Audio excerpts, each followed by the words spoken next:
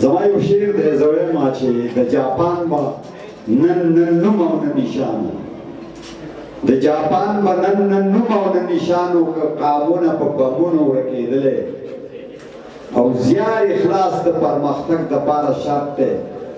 خیانتګر قامونه نشي جوړولی که لوی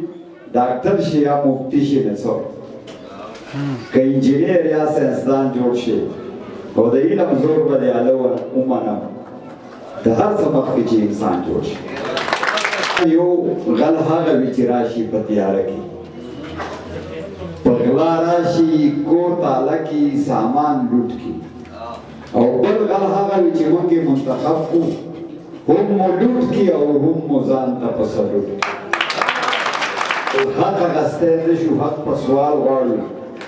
چنګې خولې ګیلو له پیدا شوي یو او تل به د غټانو چاپلوسي کوو موږ شکریو له پیدا شوي او ژوند مو تېر شو زنده‌باد او مرده‌باد کې ډېر برباد زموږ په چغو زنده‌باد شو او موږ لا هغسې برباده زندګي کړو نه آباد شو او نه امکان شته چې آباد شو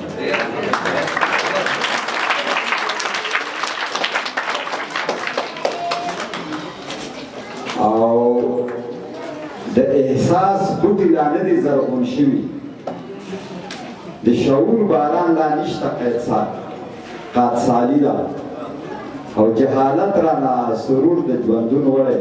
مروره رانه ځکه خوشحالي ده اوس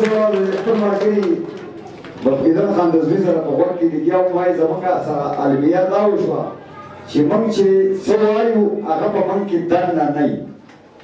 دا زموږ د ټول نه غټ منافقت دی چې موږ به د اصولو د کردار او د دغه خبره کوو د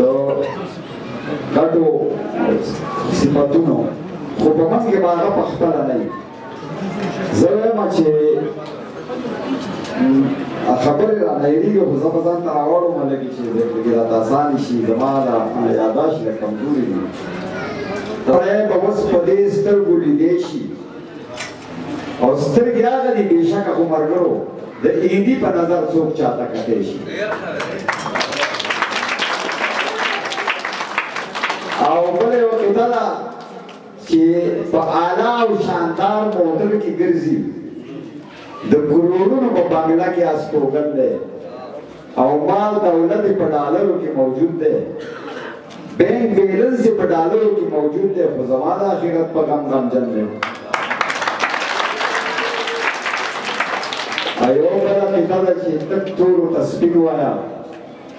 جاوید اشرفه تک تورو ته سپین وایه او زهرو ته ګبین وایه او وخت به دې لږ ښه وځي شپې ته ماسپښین وایه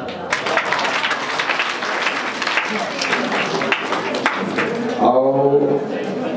چې څه مخې له راځي سره به شریکوم نو زه یم زه مینه ویشم خو د بل نه مینه نه غواړم زه مینه ویشم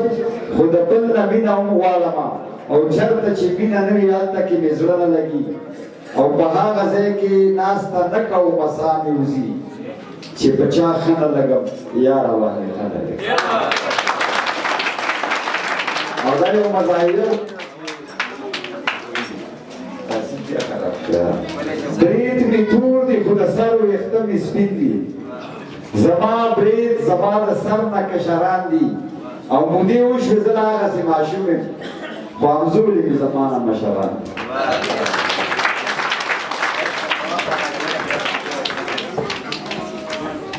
او که احساس چاته کېدی د خپلو بدو تنهایۍ کې به له ځانه شرمېدو او که نیتونه په مخونو ښکارېدلی هر سړی به د یو بل نه پټېدو اوس چې زه راته په یاد یاد کې دغه څیزونه سره شریکوم زما شاعري چې ده نه زیاته ما په دې قام او د دې وطن دا دردونه چې دي دا ما سندره کړي وي زه زما شعرونه د ولس د محرومو کیسه ده د دې لمبه لمبه حالاتو د لمبو کیسه ده او د کم مین د بېوسۍ په داستان وجاړمه په غم لړلې د آدم او د دروغو کیسه ده او ما د قلم په څوکه جبر د جابر غندلی ما بیان کړی د خوارانو د سلګو کیسه ده او څه د بېوسو بېوسي څه د زردارو مزې او د تراړو شونډو او د شوخو اننګو کیسه ده او سیراج پرېښي د سرو شونډو سرو لبانو کیسې د لوړو تندو دا کیسه د اورېدو کیسه